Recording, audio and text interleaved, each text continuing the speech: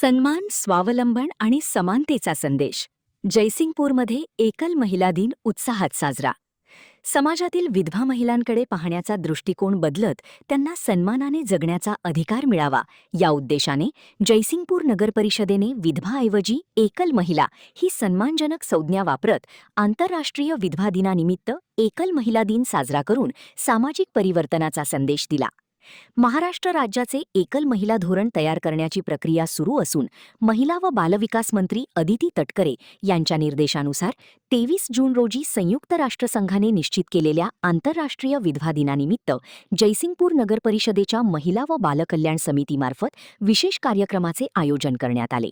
शहरातील सर्व एकल महिलांना निमंत्रित करून त्यांच्या समस्या, अपेक्षा, अडचणी आणि शासनाकडून अपेक्षित उपाययोजनांवर खुली चर्चा करण्यात आली.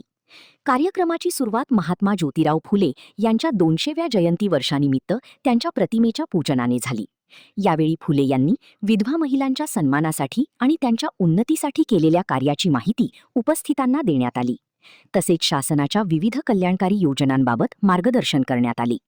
महिला व बालकल्याण समिती सदस्या मीनल नांद्रेकर यांनी एकल महिलांना रूढी परंपरांच्या नावाखाली अपमानास्पद वागणूक मिळू नये यासाठी नगरपरिषदेच्या सर्वसाधारण सभेत ठराव मंजूर करण्याच्या प्रस्तावाची माहिती दिली.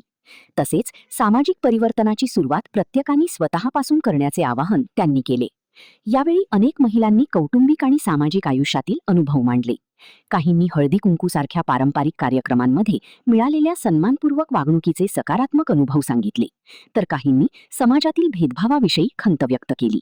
कार्यक्रमास उपनगराध्यक्षा अनुराधा राजेंद्र आडकी, महिला व बालकल्याण समिती सभापती स्वाती सागर मादनाईक, उपसभापती रुपाली बंडगर, सदस्या मीनल नांद्रेकर, सुमय्या कडवी, उज्ज्वला वाघवेकर, तेजश्री पाटील यड्रावकर, अनिता कोळेकर, नगरसेविका गीता भोसले, अर्चना आडगाणे, लता गाडेकर, श्रीमती शकुंतला मछली यांच्यासह विविध अधिकारी, कर्मचारी, अंगणवाडी सेविका व समुदाय संघटक विधवा प्रथा पूर्ण बंद करून ठराव जाहीर केला.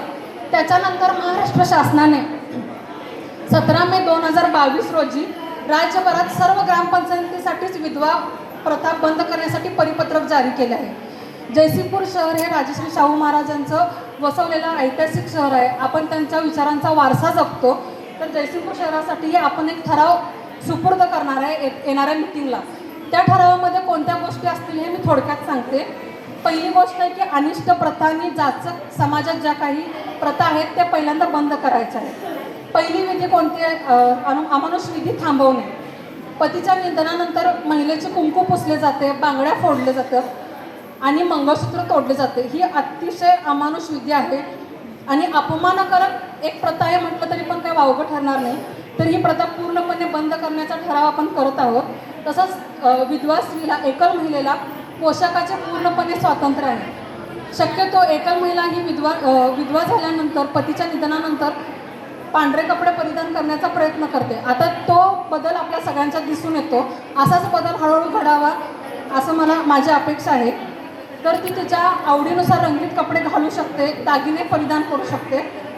तसेच सर्व मंगल कार्यात तिला बोलवून तिचा मान सन्मान मिळवून देण्याचा तिचा पूर्ण अधिकार आहे. तिला प्रमुख महिला म्हणून तिला तुम्ही मान द्या. तसेच सगळ्यात महत्त्वाचं, सगळ्यांनी 1 मिनिट ऐकून घ्या. सगळ्यांना अल्पहार मिळणार आहे. 1 मिनिट ऐकून घ्या. मालमत्तेचा हक्क मिळवून देईल